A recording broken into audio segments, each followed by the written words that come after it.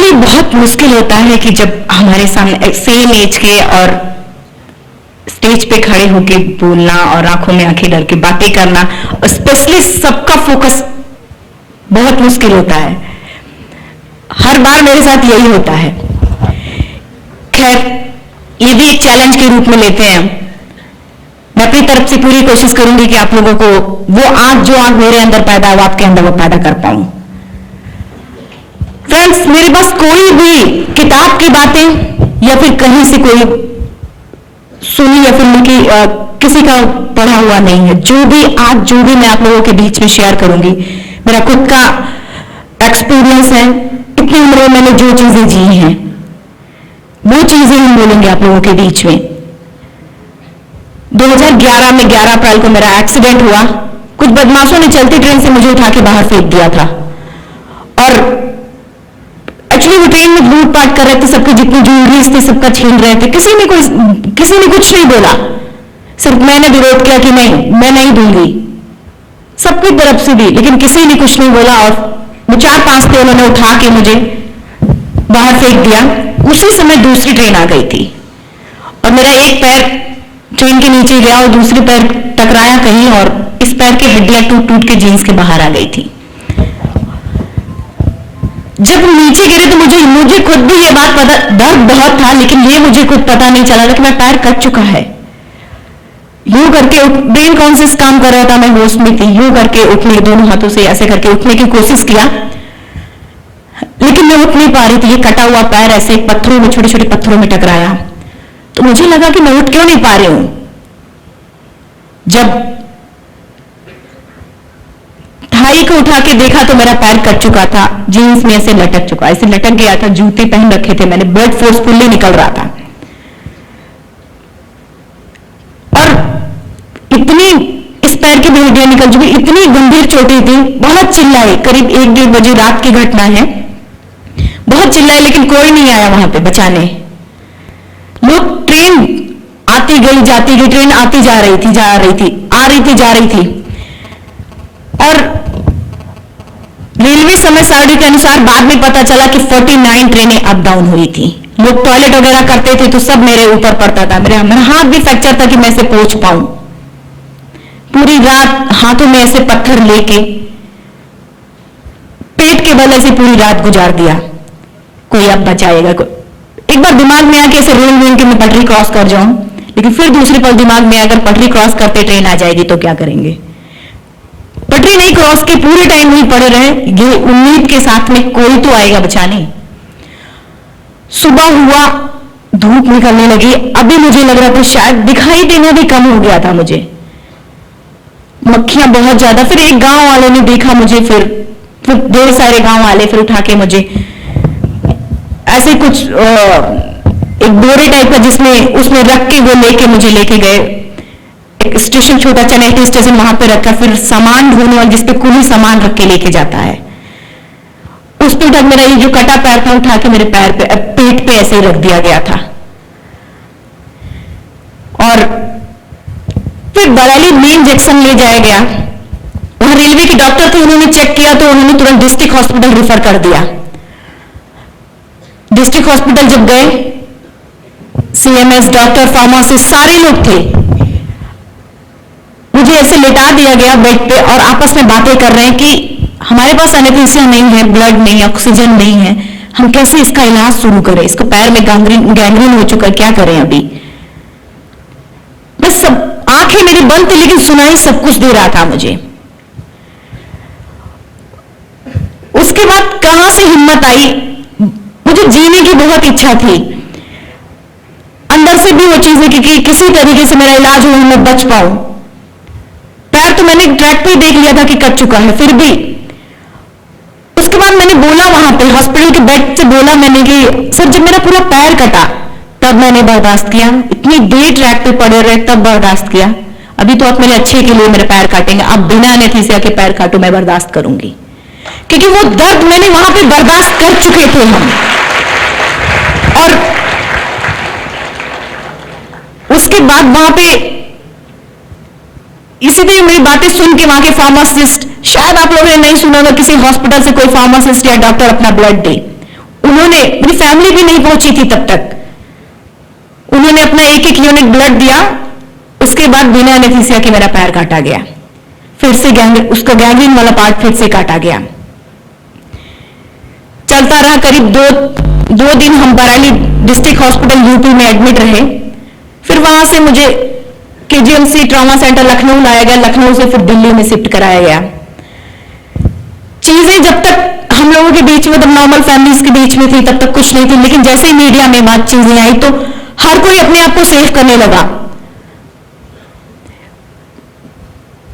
किसी जीआरपी ने बोला कि अरुणिमा के पास टिकट नहीं था, टीटी आई तो कूद गई, जो कि आज भी वो टिकट मेरे पास सेफ है, दिखाया, बाद में वो प्रूफ हो गया। उसके बाद जब वो चीज प्रूफ हो गई, फिर नेक्स्ट टाइम बोला कि हमारे भैया को ही बोल दिया कि भाई साथ में था, उन्होंने धक्का दे दिया। उसके बाद वो भी प्रूफ कर दिया गया, लेकिन फिर लास्ट में बोला कि अरुणिमा खुद सुसाइड करने गई थी। मैं हॉस्पिटल के बेड पे थी, एम्स में। ये सारी चीजें जब हम सुन रहे थे टीवी पे और न्यूज़पेपर में जब हम देख रहे थे, मेरी अंतरात्मा को झकझोर के रख दे रहा था कि एक तो मेरे शरीर का एक अंग कट चुका है, मैं वैसे भी पूरी तरीके से टूट गई थी। कोई भी होगा जिसका शरीर का एक अंग कट चुका हो और वो पता नहीं, पूरे मेरे स्पाइन में भी 3 फ्रैक्चर थे, पता नहीं था कि पूरे जीवन में व्हील चेयर पे चलूंगी या बैसाखी पे चलूंगी या फिर जिंदगी भर बेड पे ही रहूंगी, कुछ पता नहीं था। और उसके बाद ही इस तरीके की चीजें आना, अंतरात्मा को मेरे झकझोर के रख दिया था वो बातें। लेकिन उन सारी बातों को मैंने उन सारी बातों को एक चैलेंज के रूप में लिया। यही सोचा हॉस्पिटल के बेड पे, ठीक है आज आपका दिन है, क्योंकि मैं एक मिडिल क्लास फैमिली से हूं और शायद मैं वहां पे पड़े पड़े अगर मैं बोलती तो मेरी बात कभी बाहर तक भी नहीं जा पाती। ये प्लान किया, ठीक है आज आपका दिन है, आज आप बोल लो, लेकिन कल मैं प्रूफ कर दूंगी कि मैं प्लेयर थी, हूं और हमेशा रहूंगी।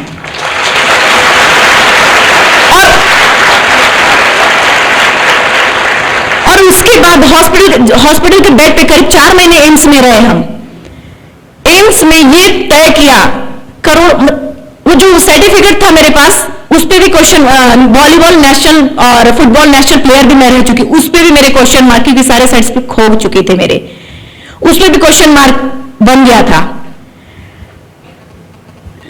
जब ये प्लान किया हॉस्पिटल के बेड से कि मुझे ये सारी नेगेटिव बातें आने के बाद कि मुझे लाइफ का सबसे टफ गेम करना है, टफ गेम में माउंटेनिंग था, मैंने माउंटेनिंग चुना उसके बाद।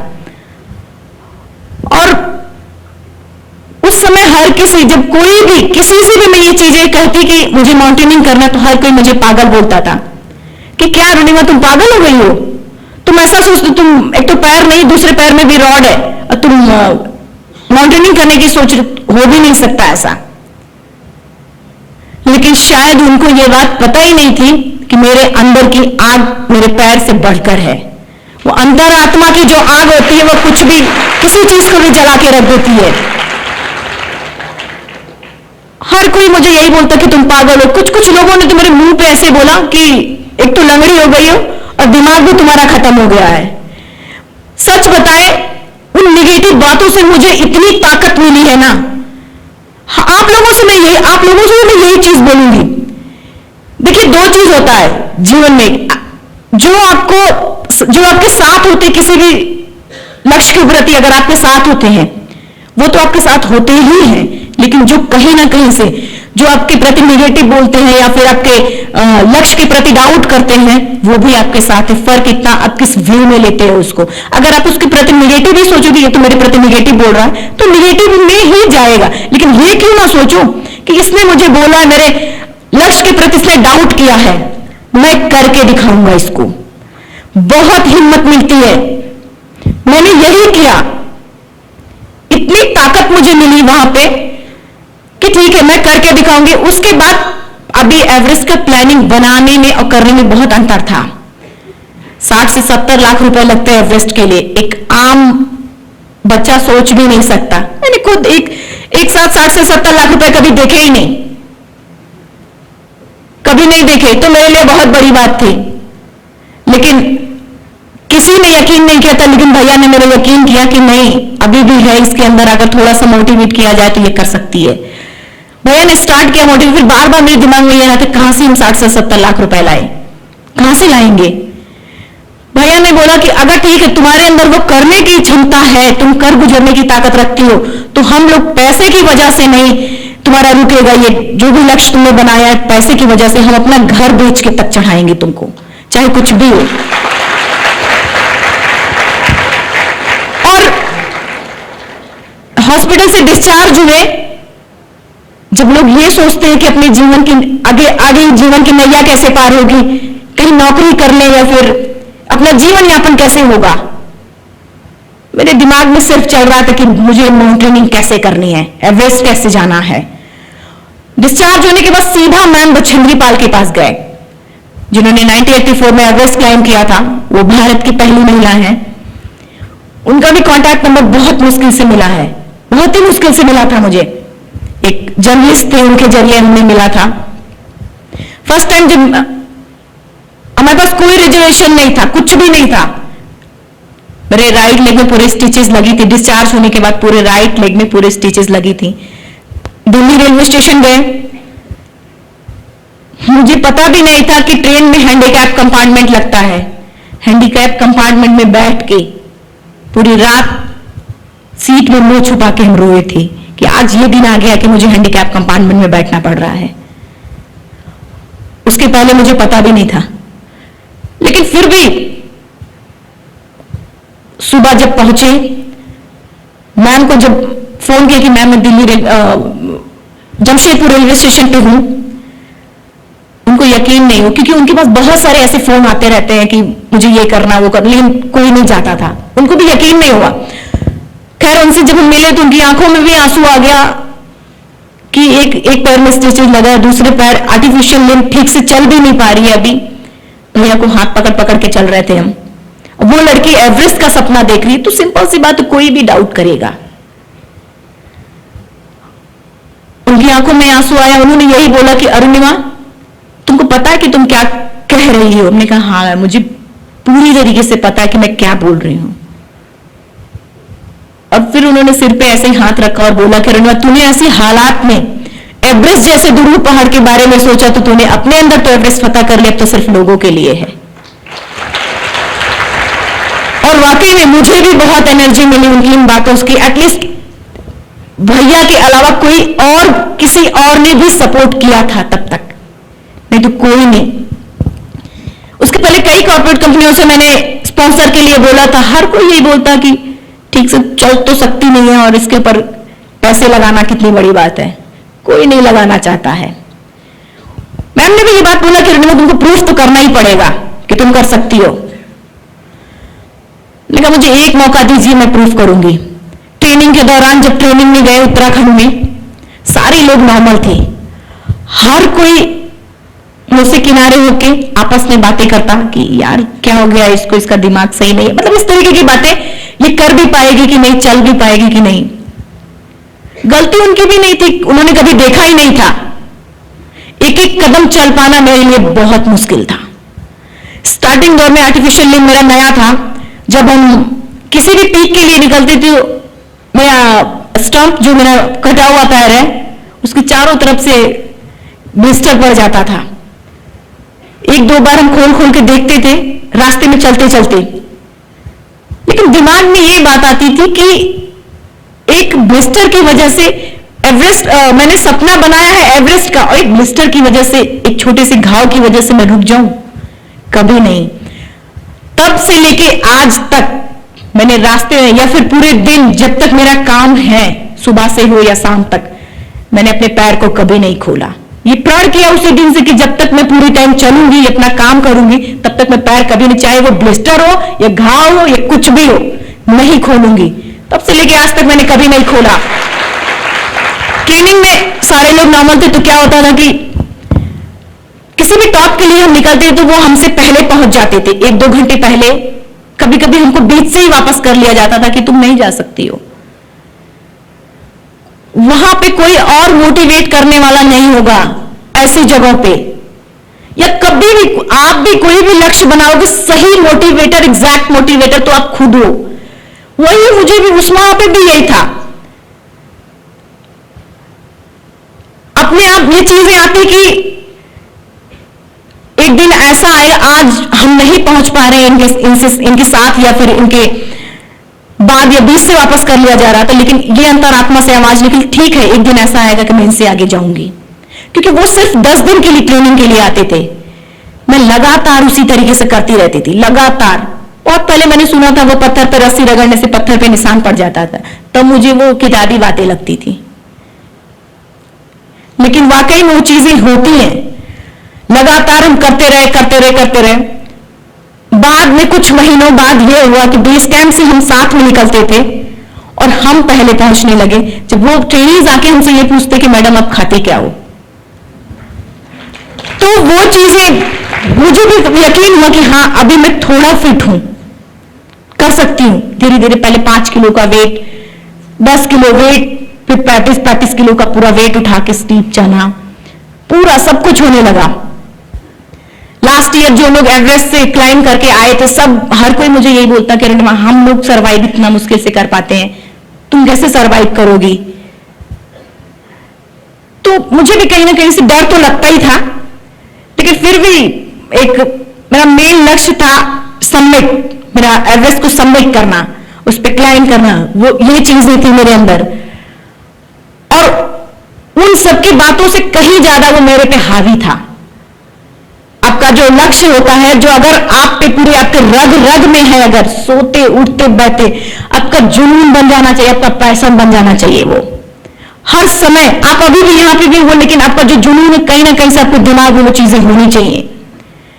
कोई भी कुछ भी बोलेगा कोई फर्क नहीं पड़ेगा, अगर वो सबसे ऊपर है तो कभी कुछ भी किसी भी प्रकार की बातें कुछ भी फर्क नहीं पड़ता। एवरेस्ट के समय की बात बताएं कि जब शेरपा होता, एक गाइड दिया जाता है हर किसी को। शेरपा को जब ये बात पता चला कि अरुणिमा का एक पैर नहीं है, दूसरे पैर में भी रॉड है, उसने इनकार कर दिया कि मैं अरुणिमा के साथ नहीं जाऊंगा। तो किसी तरीके से उसको समझाया गया कि नहीं, उसने प्रॉपर ट्रेनिंग लिया है, जाओ, ठीक है, जहां तक जाएगी वहां तक जाना। उसके बाद जब ऊपर जाने लगे, रास्ते में एक येलो बैंड करके क्रैम्पोन होता है, क्रैम्पोन को हीट कर करके, एक आइस बॉल टाइप का हीट कर करके ऊपर जाना पड़ता है। जब हम हीट कर रहे थे अपने इस पैर से, मेरा पैर मूव हो जा रहा था, ऐसे हीट नहीं करे और ऐसे मूव हो जा रहा था बार बार। शेरपा बोला कि नहीं, तुम नहीं कर सकती। मैंने वही चीज मुझे याद आई कि लोग बोलते हैं कि सब कुछ, कोई भी चीजें होती है हमसे होती है, हम किसी और से नहीं होते हैं। मेरे दिमाग में वही चीजें आई कि ये पैर मुझसे है, मैं जैसा चाहूंगी वैसा चलेगा ये। और शायद आप लोग को यकीन ना हो, एक बार हीट करने पे नहीं होता, 3-3 बार 4-4 बार हीट करते तब वो जगह बनाता अपना। कर करके पहुंचे और एक आध जगह, कई जगह तो जाते वक्त के रॉक में पैर फंस गया और मेरा आर्टिफिशियल लिम्ब ही निकल गया। अभी थोड़ा लो एटीट्यूड पे ही थे, हाथ को ऐसे कर करके पीछे से लोग चिल्ला रहे कीप मूविंग कीप मूविंग। मैं कैसे चलती, मेरा तो पैर ही निकल चुका था। हाथ को ऐसे ऐसे करके हाथों के बल सहारा लेके पीछे गए और सेफ जगह फिर से शेरपा से बोला कि पैर पकड़ लो। उसने पकड़ा, तब सेफ जगह गए और उसको सही किया। लेकिन अब उस पैर पे विश्वास नहीं बन पा रहा था, लेकिन अपनी ट्रेनिंग पे और उस पे भरोसा था मुझे। फिर आगे बढ़े, जब करीब साउथ कोल कैंप 4 जिसको बोलते, वहां पहुंचे। साउथ एक कोरियन लड़की आंखों के सामने ऑक्सीजन की वजह से इसे पैर रगड़ रगड़ के अपनी जान दी, उसकी जान चली गई। अच्छे माउंटेनियर, कितना बड़ा माउंटेनियर क्यों ना हो, लेकिन जब अपनी आंखों के सामने किसी को मरता देखता है उसके हौसले डोलने लगते हैं।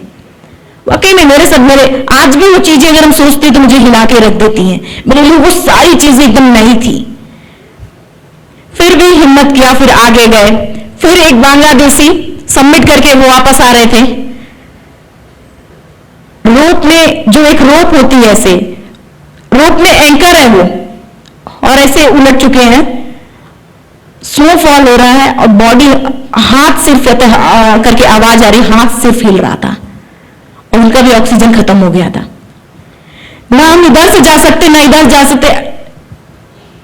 हम तो खड़े होके वहां पे से सोच रहे मैं करूं क्या, डिसीजन मेकिंग की, मतलब मैं क्या करूं, जाऊं या ना जाऊं। दिमाग में यह आ रहा था कि जिस चीज के लिए ये लोग मर रहे हैं हम उसी चीज के लिए ऊपर जा रहे हैं। और फिर थोड़ी देर बाद उनका हाथ भी एकदम ठंडा पड़ गया, कुछ नहीं, उस डेड बॉडीज को लांग के जाना पड़ा। गए ऊपर गए, फिर मैं नॉर्मल आदमी से ज्यादा थोड़ा टाइम ले रही थी, आर्टिफिशियल लिम्ब की वजह से थोड़ा स्लो चल रही थी। जब हिलेरी स्टेप साउथ समिट के करीब पहुंची तो मेरा खुद का ऑक्सीजन सिलेंडर ब्लिंक करने लगा कि खत्म हो रहा है। मैं शेरपा जो मेरे साथ थे उन्होंने बोला, रणमा तुम्हारा ऑक्सीजन खत्म हो रहा है, वापस चलो। उन्होंने वॉकी टॉकी से एजेंसी के लीडर को भी बोला कि रणमा का ऑक्सीजन खत्म हो रहा है, अभी उसको नीचे लेके आना होगा। लीडर ने भी बोला कि रणमा वापस आ जाओ, तुम्हारा यहां तक भी वर्ल्ड रिकॉर्ड है, वापस आ जाओ। हिलेरी स्टेप के थोड़ी दूर समिट है, वो समिट मेरे सामने समिट था। अगर मुझसे कोई ये बोले कि रणमा वापस चलो, इतने दिनों से मेहनत किया है और आज वो पाने का दिन है, अगर कोई ये बोले कि वापस चलो, कभी नहीं। मेरी जगह पे शायद आप लोगों में से भी कोई होता, वो भी यही बात बोलता कि नहीं, कभी नहीं, मैं वापस नहीं जाऊंगी। मैंने भी यही बोला कि नहीं, कभी नहीं। उन्होंने बोला कि नहीं, तुम्हारी वजह से मैं अपनी जान नहीं दूंगा। मगर सर, उनको समझाने की कोशिश किया मैंने कि नहीं सर, ऐसा कुछ भी नहीं होगा, आप चलो। तो बोले तुम नहीं जानते हो मैं यहां कुछ भी हो सकता है। मगर सर कुछ भी नहीं होगा, आप चलो। करीब 30 से 40 सेकंड में मैंने उनको समझाने की कोशिश की, उनको समझ में नहीं आ रहा था। लास्ट में डिसीजन लिया कि ठीक है, कोई बात नहीं, अगर आप नहीं जाना चाहते मैं तो जाऊंगी। मेरे पास इतना ऑक्सीजन तो है कि मैं अपने देश का तिरंगा वहां लगा लूं, रिकॉर्ड में इंडिया के नाम ला पाऊं। और सामने हम जब ऐसे नॉर्मल बैठे हुए यहां पे ना, तो वो फीलिंग्स नहीं आती है। लेकिन अगर किसी ऐसे सिचुएशन में होते हैं, किसी ऐसी जगह पे हम होते हैं, तब वो देशभक्ति वाली बात नजर आती है, अपने आप निकल के आती है। एक्चुअली जहां हम थे वहां से दिख रहा था समिट, और देश के लोग थे, तो अपना अपना फ्लैग लेके अपना फ्लैग लगा रहे थे, फोटो खिंचवा रहे थे फ्लैग लेके। तो मेरे अंदर से हो रहा था मैं भी दौड़ूं और दौड़ के पहुंच जाऊं, ये चीजें आ रही थी। और वो हमसे बोल रही कि वापस चलो। खैर धीरे धीरे धीरे करके मैंने पहुंची वहां पे समिट पे, और ऐसे नींव के बल ऐसे गिर के उस खुशी को शब्दों में मैं कैसे बयां करूं आप लोगों के साथ में कि क्या खुशी थी उस दिन। बस इतनी जोर से चिल्लाने का मन कर रहा था कि इतनी जोर से चिल्लाऊं कि सारी दुनिया को बता दूं कि आज मैं टॉप ऑफ द वर्ल्ड पे हूं। उन लोगों को बता दूं जो लोग मेरा मजाक उड़ाते थे कि तुम तो लंगड़ी हो चुकी, तुम कभी कुछ नहीं कर सकती हो। उन लोगों को बता दूं जो लोग एक तो लड़की होना, दूसरे फिर विकलांगता पे डाउट करते हैं, उनको बता देना चाहते थे वहां से चिल्ला के। सबसे पहले मैंने उन्हीं लोगों को धन्यवाद बोला था जिन जिन लोगों ने मेरे प्रति नेगेटिव बोला था, क्योंकि जो मेरे साथ थे उनका तो असर था ही, लेकिन सबसे ज्यादा असर तो उनका था जो मेरे साथ नहीं थे। उनकी समस्या नहीं थी, लेकिन मैंने उनको अपने साथ मिला लिया था कि ठीक है आपने कहा है मैं करके दिखाऊंगी। उन्होंने वो आग पैदा किया था मेरे अंदर। और बहुत सारे लोग होते हैं, उसके बाद सबमिट किया हमने, भगवान को थैंक्स बोला, सबको थैंक्स बोला, वहां पे पूजा भी किया। मैंने आप लोगों से बताया था कि मेरा ऑक्सीजन सिलेंडर खत्म हो रहा था। और आज जो हम आप लोगों के बीच में यहां खड़े होकर बोल रहे हैं, वो मैंने 1 से 2 मिनट का वीडियो वहीं पे बोल दिया था, क्योंकि मेरा ऑक्सीजन का सिलेंडर खत्म हो रहा था। मैंने भी इस चीज को मान लिया था, शायद क्योंकि वहां पे पॉसिबल ही नहीं था ऑक्सीजन मिलना। और वो एक वीडियो बनाया था 2 से 3 मिनट का, आप लोगों के बीच में अभी दिखाया जाएगा। जो चीजें हम यहाँ खड़े होकर बोले वो चीजें मैं टॉप पे ही बोला था हमने। फिर उसी दौरान हमारे ही ग्रुप के थे एक ब्रिटिश क्लाइंबर, मुझे बहुत मुश्किल से स्पॉन्सरशिप मिला था, इसलिए मैं वो दोबारा चांस लेने का मैं कहीं से एवरेस्ट को पूरी तरीके से सबमिट करना चाहती, चांस नहीं लेना चाहती थी मैं कहीं से भी, लेकिन उनको स्पॉन्सरशिप की कोई प्रॉब्लम नहीं थी। हुआ इस बार, हुआ नहीं हुआ तो नेक्स्ट टाइम उनके पास चांस होता है। तो हमारे ग्रुप से थे वो ब्रिटिश क्लाइंबर, तो उनके पास 2 ऑक्सीजन सिलेंडर था। करीब साउथ समिट के करीब उनको वेदर खराब होने लगा था, तो उन्होंने क्या किया, अपना ऑक्सीजन सिलेंडर को वही एक 2 ऑक्सीजन तो एक को वहीं छोड़ दिया और एक को लगाया और नीचे जाना शुरू कर दिया। मेरे शेरपा ने देखा और गया, दौड़ के लेके आया और बोला उसने कि अरुणिमा तुम बहुत लकी हो, देखो तुमको ऑक्सीजन सिलेंडर मिल गया। नहीं तो उसने भी मान लिया था कि शायद अभी जिंदा नहीं जाती। मेरे ग्रुप से जितने लोग थे, करीब 6 लोग थे हमारे ग्रुप से, तो सब हमसे पहले सबमिट कर चुके थे और वापस रास्ते में हमको जाते वक्त में हर कोई मुझसे यही बोलता कि नीचे में भी जाके यही बोल रहे थे कि अरुणिमा वापस नहीं आएगी। और जब उन्होंने बोला कि अरुणिमा तुम बहुत लकी हो, आप लोग अब बहुत सारे लोग होंगे यहाँ पे जो लक और भाग्य को मानते होंगे, लेकिन दोस्तों लक और भाग्य कोई चीज नहीं होती है, क्योंकि मेरा यह मानना है कि लक भी उसी का साथ देता है जिसके अंदर जीतने का जज्बा है। अगर आपके अंदर वो जीतने का जज्बा नहीं है तो कभी कुछ भी नहीं कर सकते। अब बहाने बहुत सारे होंगे आपके लक्ष्य के प्रति, बहाने, सिचुएशन सारी अपोजिट हो जाए और जीतने का मजा भी तब भी आता है। वो जो खुशी आती है ना कि जब पूरी सिचुएशन एकदम उल्टी हो, वहां पे भी ऑक्सीजन का तो शेरपा भी बार बार गुस्सा कर रहे हैं और स्नोफॉल, हवा तेज चल रही है, ऑक्सीजन भी खत्म हो रहा है और उसके बाद भी आप आगे बढ़ो पूरी तरीके से। रिस्क, बिना रिस्क के कुछ मिलता भी नहीं है। और उसके बाद जब वापस आना शुरू किया, मतलब इतना ज्यादा टायर्ड हो चुके थे हम, क्योंकि ज्यादा से ज्यादा मौतें वापस होते वक्त होती हैं एवरेस्ट पे, ज्यादा से ज्यादा मौतें वापस होते वक्त, क्योंकि आदमी ये सोचता अभी तो मैंने सबमिट कर लिया, पहुंच तो जाएंगी। और 10:55 पे मैंने सुबह क्लाइम किया था और 11 बजे के बाद अगर कोई जाता है तो सुसाइड अटेम्प्ट बोलते हैं उसको, क्योंकि 11 बजे के बाद वेदर पूरी तरीके से खराब होने लगता है। स्टार्ट तो हो जाता है 10 बजे से, लेकिन एकदम खराब हो जाता है 11 बजे के करीब। नीचे जब आना शुरू, मेरे पैरों से, ये पैर यहां से पूरी तरीके से ब्लड निकलने लगा था। और जो सिलिकॉन जेल एक पहनते हैं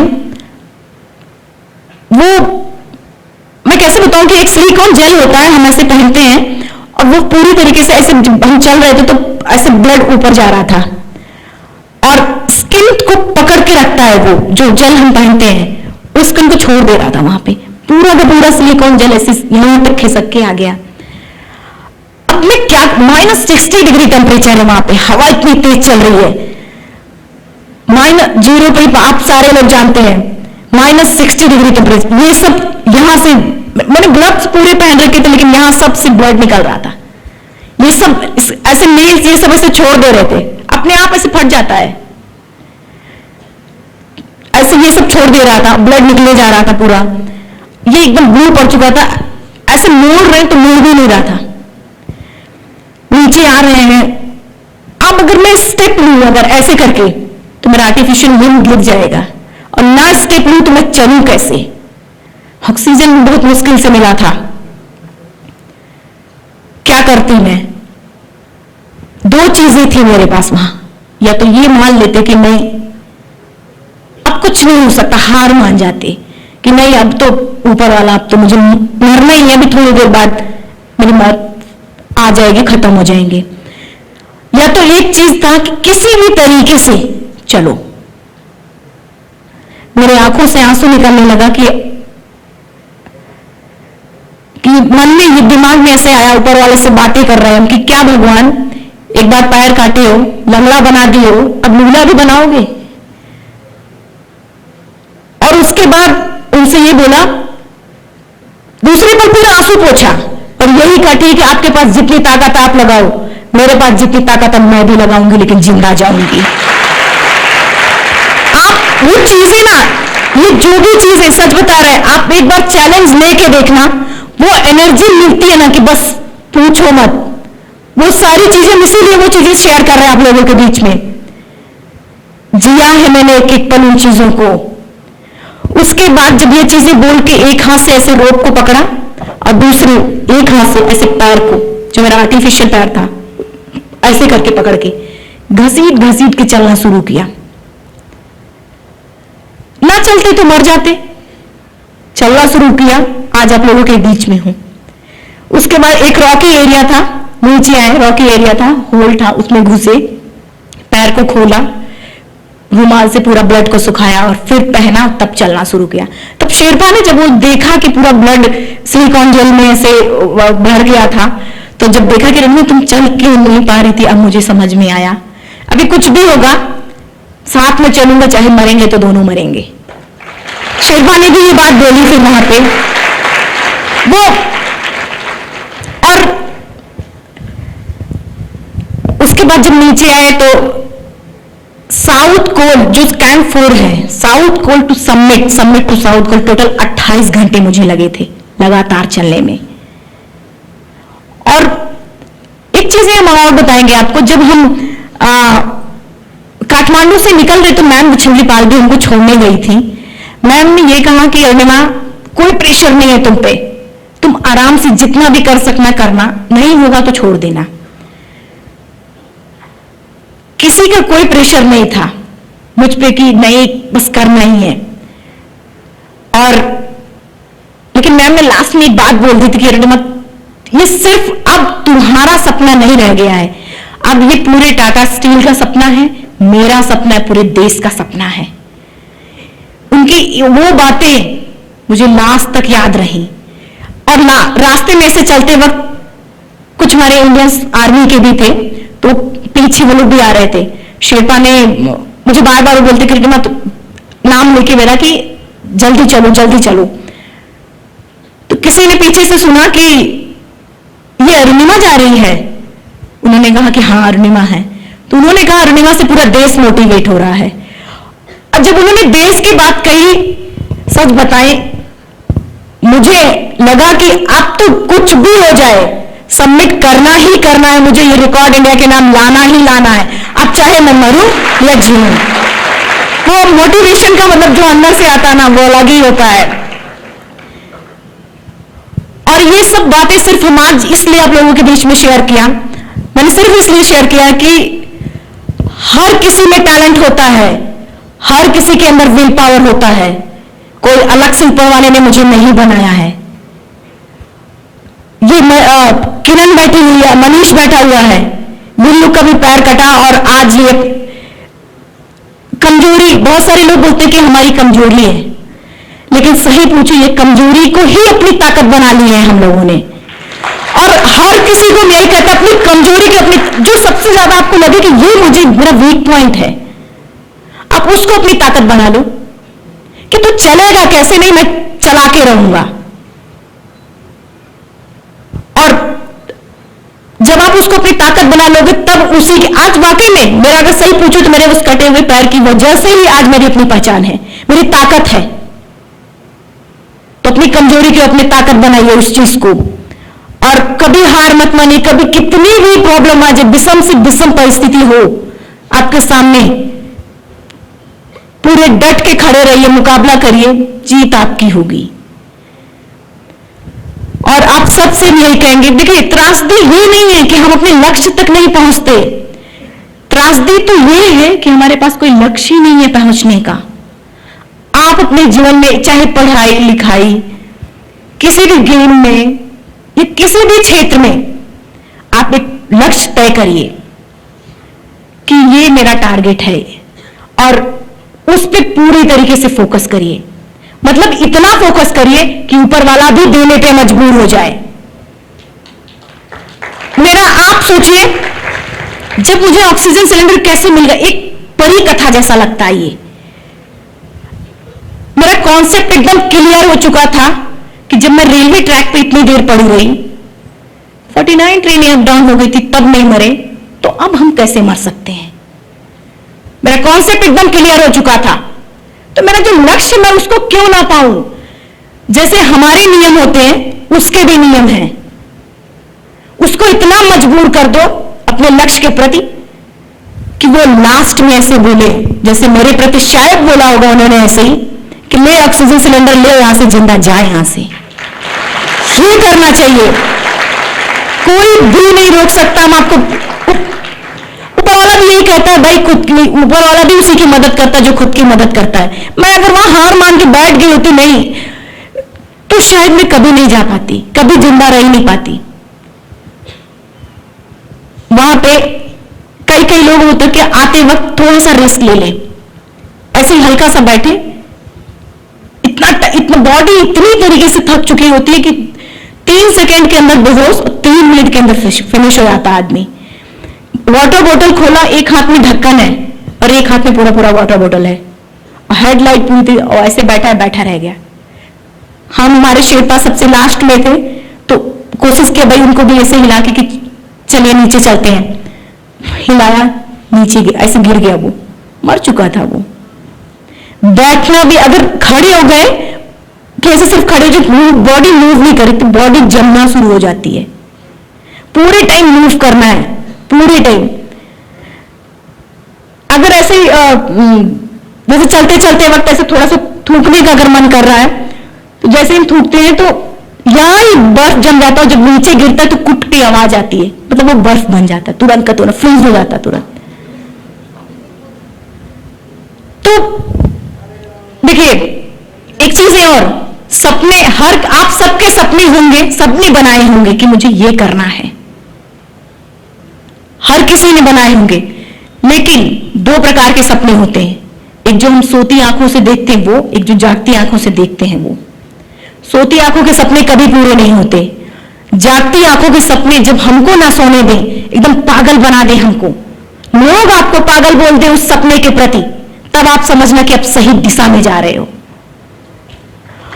और बहुत सारे ऐसे लोग, छोटी छोटी प्रॉब्लम्स के मार्क्स कम आए, खैर मुझे तो परवाह ही नहीं रहती थी। जब हम गेम भी खेलते थे, छोटा सा मैं बताऊं आप लोगों को, मैं गेम खेलती थी वॉलीबॉल और फुटबॉल का, तो मैम क्लासेस लेती थी, तो विंडो से दिखता था, फील्ड दिखता था, तो जो लड़कियों के क्लास नहीं होते वो गेम खेलती थी।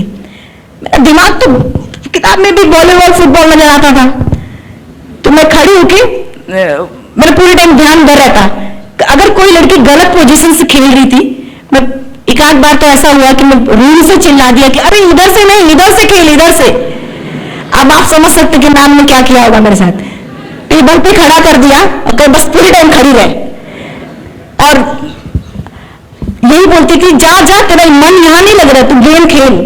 लेकिन आज वो मैम जब उनको देखती है बहुत गले लगा लेती है और बहुत खुश होती है, कहते रंगे तेरा जुनून था वो। तो किसी भी क्षेत्र में अगर आपका वो जुनून बन जाएगा, पैशन बन जाएगा, कोई नहीं रोक सकता।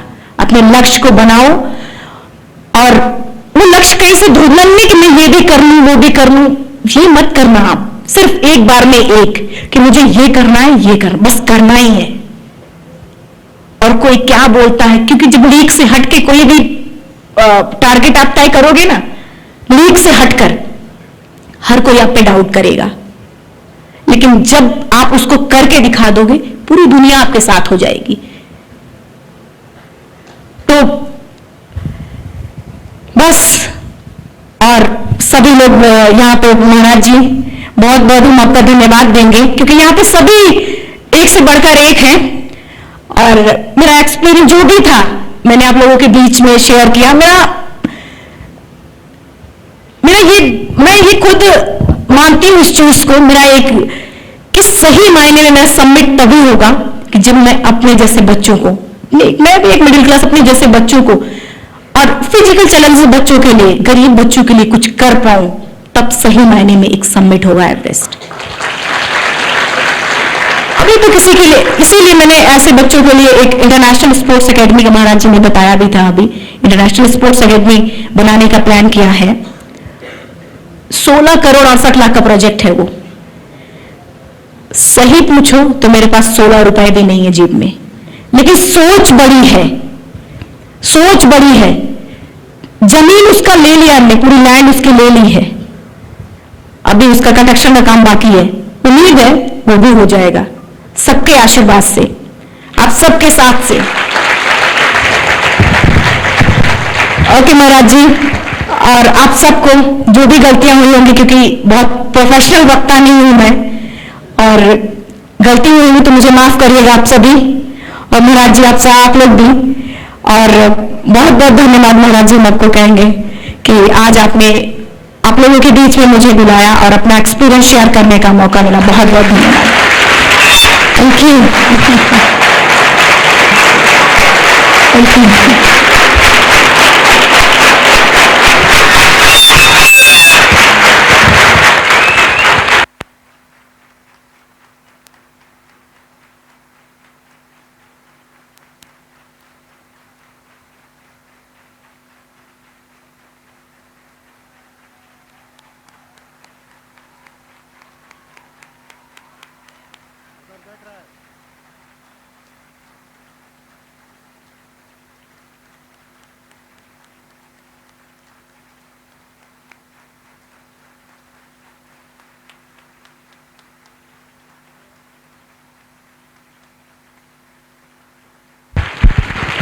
ये मेरा सबमिट किया, जब मैंने सबमिट किया था, ये फोटोग्राफ्स मैंने रखी थी और पूजा किया था। इसको थोड़ा सा जूम कर दीजिए। हाँ, थोड़ा सा जूम करना है इसको।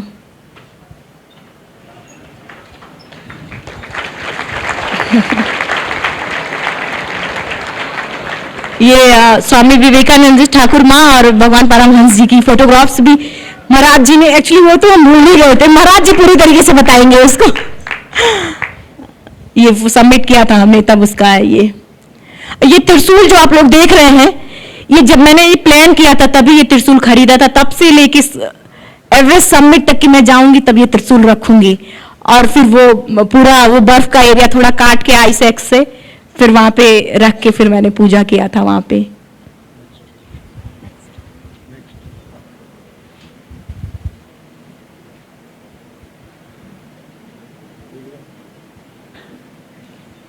टाटा स्टील ने स्पॉन्सरशिप दिया था।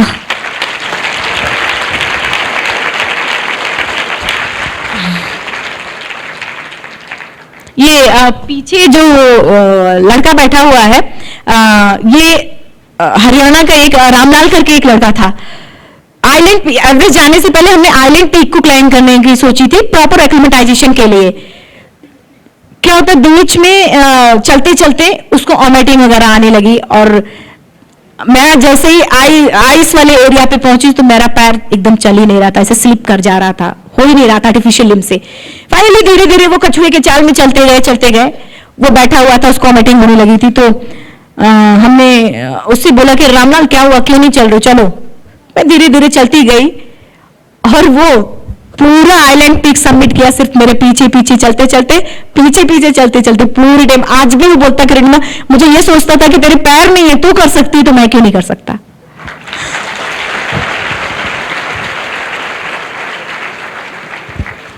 वीडियो होगा एक वीडियो बनाया था मैंने, छोटा सा ही, वॉल्यूम नहीं है ये पूरा ये आइस जम गया था यहाँ पे पूरे। ये व्हाइट जो दिख रहा है पूरा बर्फ है ये area.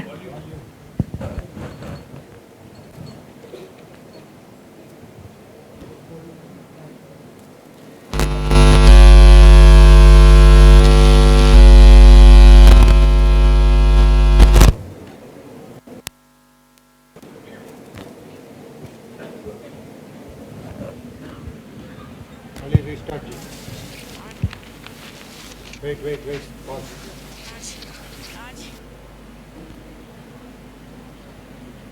One more ready.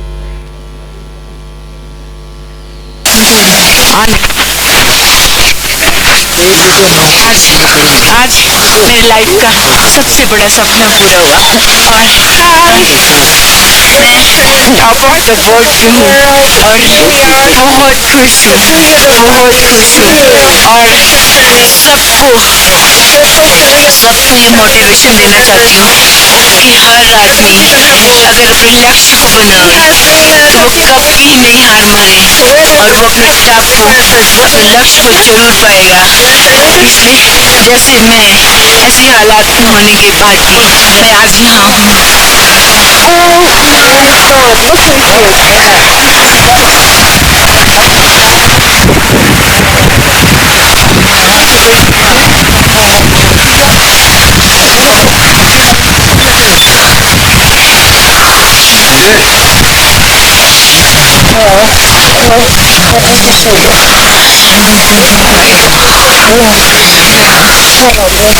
Yes, yes, you're good.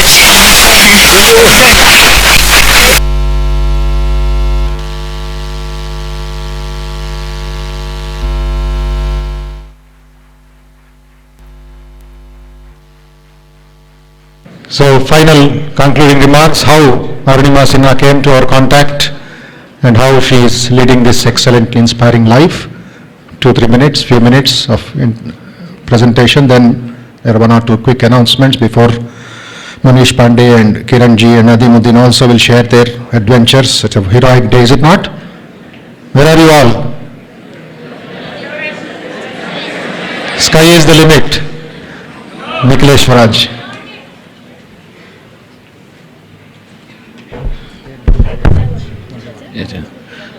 My dear friends, just now you listened to the inspiring speech of Arunima Sinha. She is a great motivator. Now she has gone to hundreds of places. On 12 January, I wanted her in Baroda, but she is going to be at IIM Kanpur on 12 January. Tomorrow she was scheduled to go with me and Bodhmayanand ji to Rajamandri, but she has cancelled that thing because tomorrow she is going to be honored at Lucknow by a very big agency. She is getting such honor from all over the country, but coming back to the story, and I really appreciate all the students standing there for such a long time. You also climbed a part of Mount Everest today.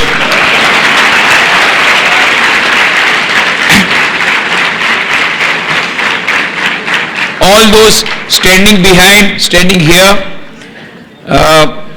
just to give you a very brief, already most of you understand Hindi, so I think you have got the message.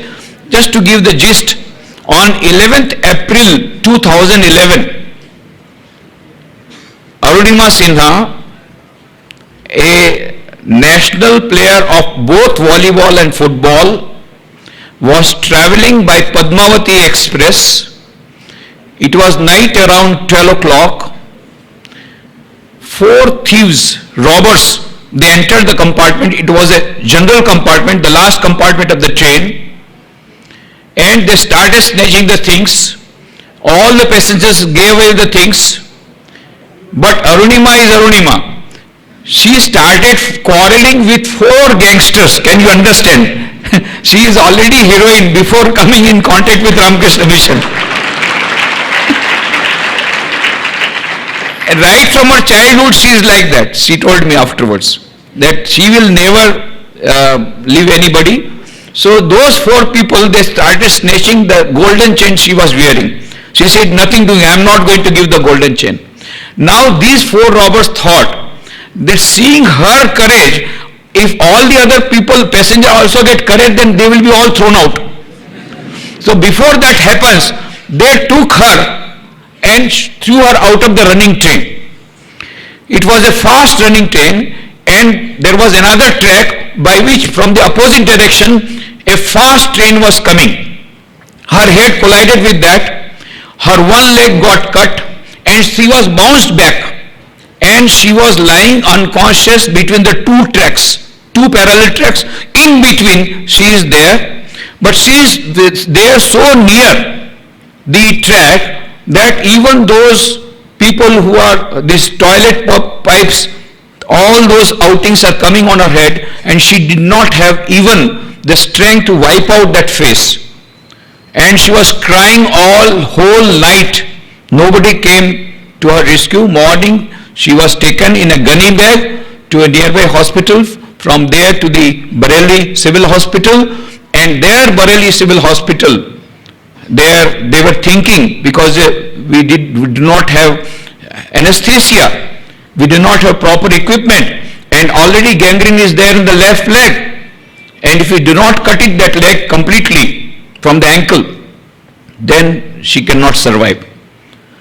And she was listening to everything, and at that time she had the courage to tell the doctors, I have already suffered so many hours, let me suffer little few more hours, because you are going to do good to me. Okay, you perform the operation without anesthesia, and the operation was performed for 2.5 hours without anesthesia, and her leg was removed, and she bore the whole pain. Just as she bore the whole pain whole night, she bore the pain of the operation without anesthesia. That is the heroine, that is Arunima Sinha.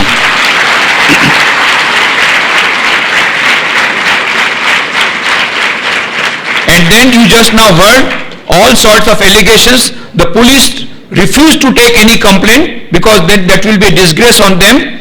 They did not only that, they started rumors all around, oh, Arunima was trying to commit suicide, or she did not have the ticket, and that is why she just jumped out of the train of herself, and nothing like that, no robbers. She said, I can see the robbers, I can identify them. But politics, this, that, you know the situation. Not only that, all sorts of bad rumors about her, and that is what provided the fire. This is a great lesson. When somebody criticizes you, when somebody says negative about you, there are two ways. You get cowed down, you become depressed, you commit suicide. Second is, you show them by your action, not by your mouth, that I will prove that you are wrong by action. She has taken the second step, and that is why she is here. She took that negative thinking, that negative criticism in a positive way. And then she decided on that deathbed at AIIMS. She was there for AIIMS. She was transferred to AIIMS, Delhi. For 4 months they was there. And that time so many newspaper reports were coming that some people were thinking of Mount Everest. On that deathbed she decided, I must go to Mount Everest. And when she talked about this, all the people said, now a leg is also gone, mind is also gone. She has become fully mad. They thought. Even her mother said, you are talking about going to Mount Everest, you can't put one step forward. But only one person supported her at that time, and that was her brother, Om Prakash Sinha.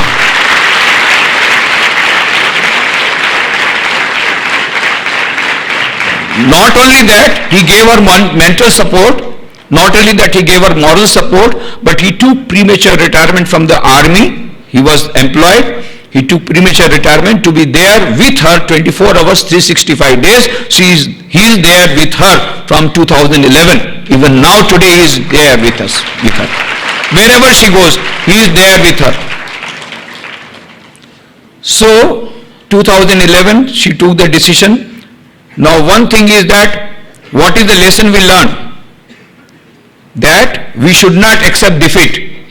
All the calamities, all the problems can be converted into challenges, and all the challenges can be converted into victories. That is the lesson we learned from Arunima. She did not get cowed down. She faced the problem squarely. Not only that, she took that weakness, that weak point as a strength, as she said. And she said, okay, with one leg, I'll conquer Mount Everest and I will break the world record. Nobody in the whole world, no woman so far in the whole world has reached Mount Everest with one leg, and I will do that. And she did it on 21st May at 10:55. But taking a very bold decision, having a dream is one thing, fulfilling that dream is another thing. It requires long struggle, hard practice, strenuous practice, and hard work. As she said, you may have a dream, but if you are dreaming while sleeping, the dream cannot be fulfilled. The dream should be so big and so great, and should imbue your whole mind in such a manner that the dream does not allow you to sleep. That dream will be fulfilled. And so she did not sleep. She went on dreaming about it. Then only dreaming is not enough. Only fixing the goal is not enough. You have to do whatever is rest. Now I want to do Mount Everest. I must first of all learn mountaineering. She was a champion, national champion of volleyball and football, but not of mountaineering. She never did mountaineering. So I must learn mountaineering. Then she thought, I must take the advice and help of Bachendri Pal, who was the first woman, Indian woman, to conquer Mount Everest in 1984.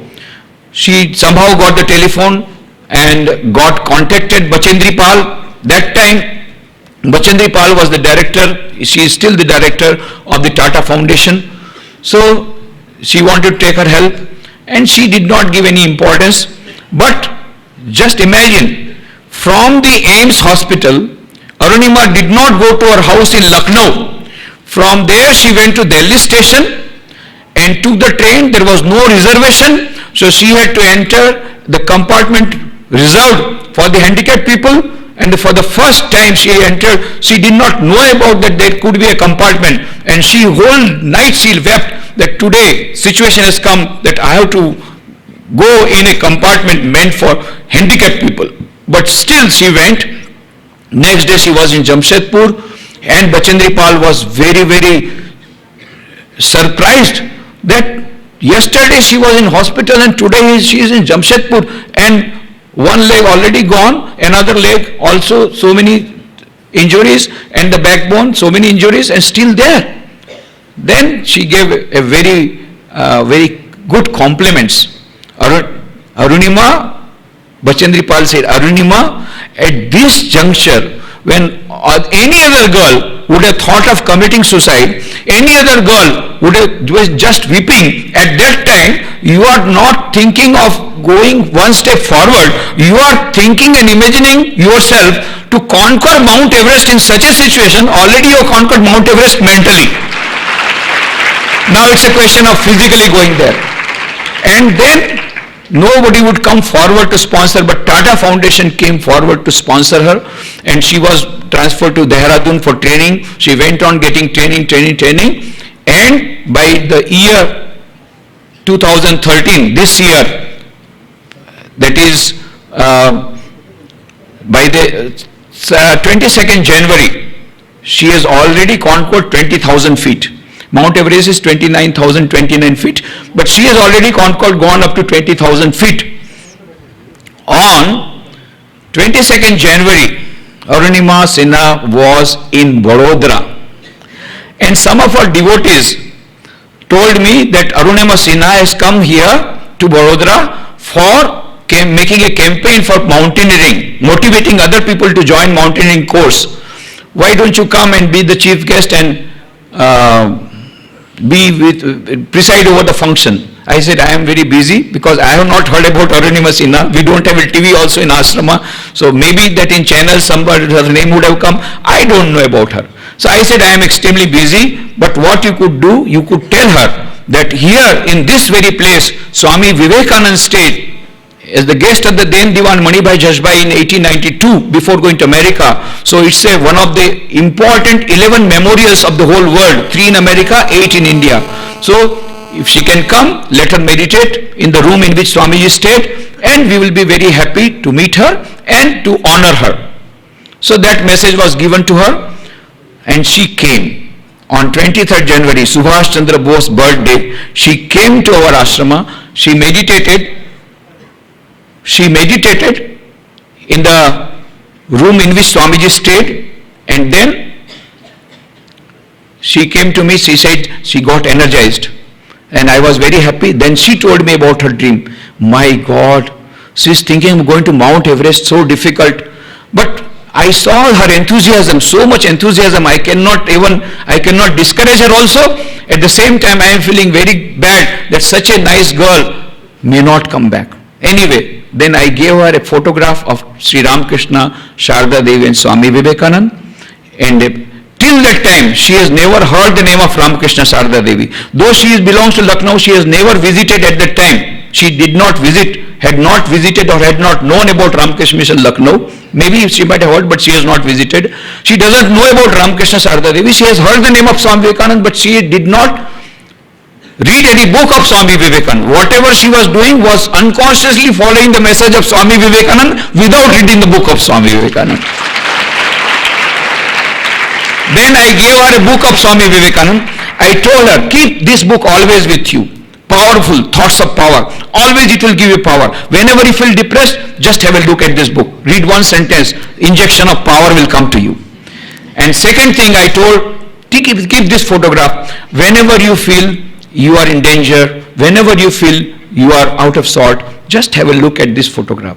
But see her faith in herself. Swamiji said 2 types of faith we require. We want faith in ourselves and faith in God. She has got both. She has got faith in herself, tremendous self-confidence. At the same time, she had faith in my words that no, whenever you are in distress, just have a look at the photograph.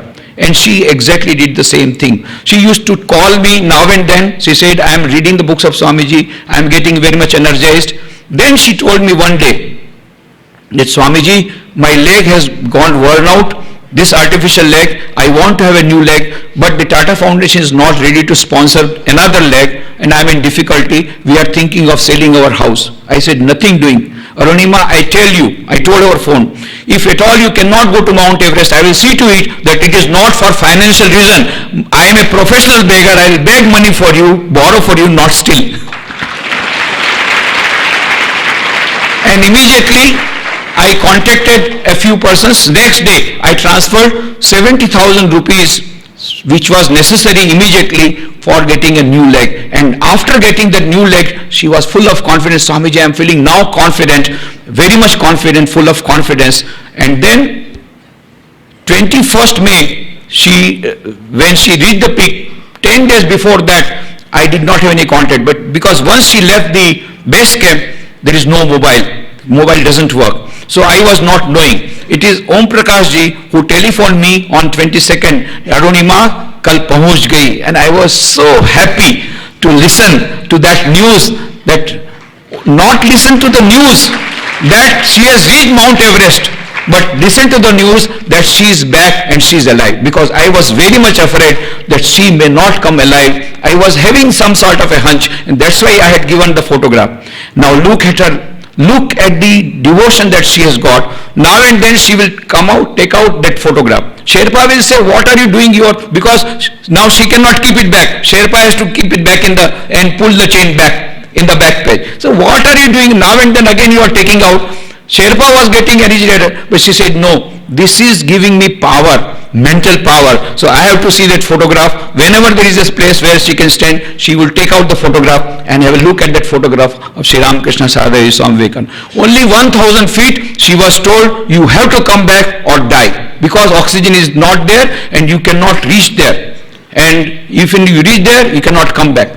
At that time she took a very hard decision. Okay, I'll put the flag of my nation there, put the photograph, because she had promised me, I'll put that photograph, Thakur Ma Swamiji, Sri Ramakrishna Sarada Swamiji, and I'll keep that photograph in Mount Everest. She has promised me, I'll keep that promise, and then I will die. She knew that he is not going. And you see, 1,000 feet she went, and she took the decision of going without Sherpa. But one Sherpa came, went back. She went there. At that time, can you imagine? Oxygen is not there. She knows next moment I am going to die. So she prepared this 1-minute video, told the Sherpa, I may not be able to go back, but let my nation get this video that I have conquered Mount Everest, the first Indian woman.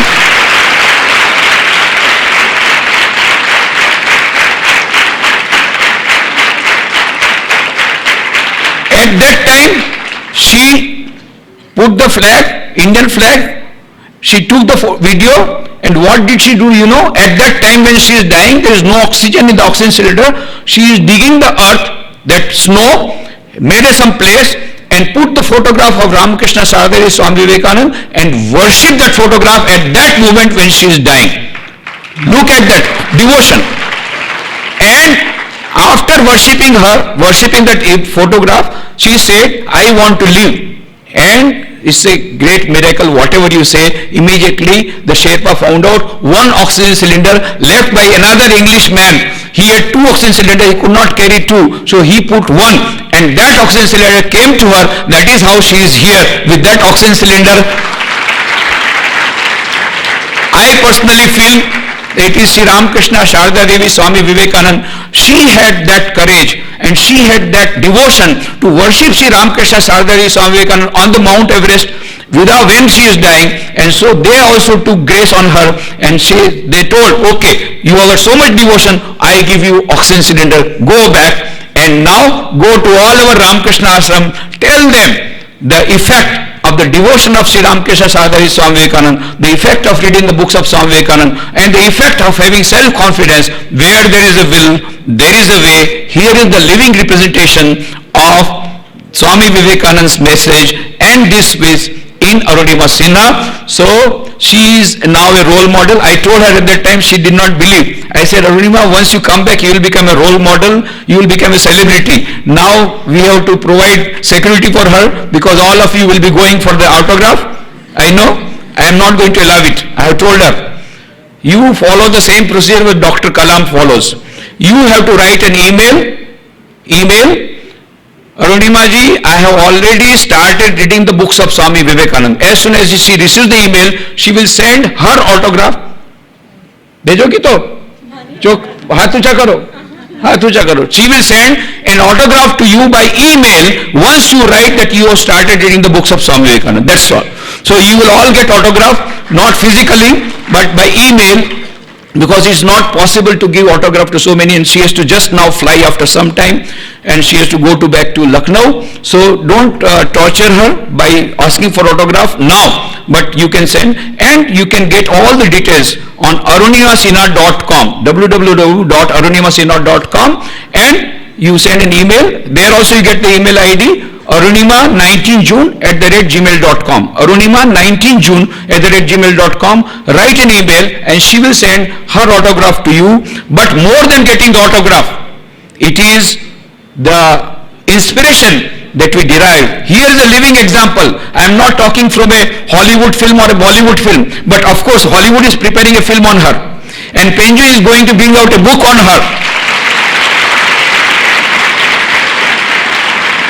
And I have told her, Swami Vivekananda said, arise, awake and stop not till the goal is reached. And goal is not Mount Everest. Now she is saying another goal. She wants to have an academy for physically or differently abled people, international academy. Already she has purchased the land near Lucknow, 30 kilometers away, and the project is 16.5 crores. She hasn't got 16 rupees in her hand. I will give you 16 rupees now. 16 crore will come later on, but 16 rupees I will give you now.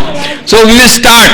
And we will start a campaign for her, and we will see that another dream of Arunima is fulfilled, then another dream of motivating all the people of India, and then you have to go to America and all the world. So many things to be achieved.